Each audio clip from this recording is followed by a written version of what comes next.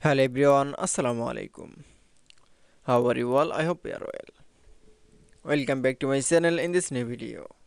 Today's video, how to change PNG into PSD in Photoshop. So let's started.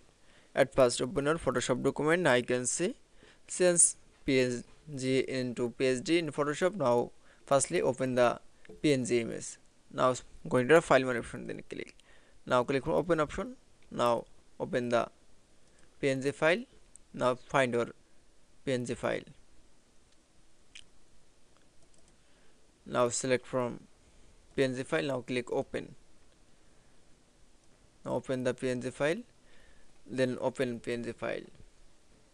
This PNG file into convert from the PSD. Now going to the again file menu option. Then click. Now select from save as option. Now firstly file name. Now I choose from file name. Now second option the format. Now click from format option. Now click on PSD option. Now click save. Now click OK. That it's.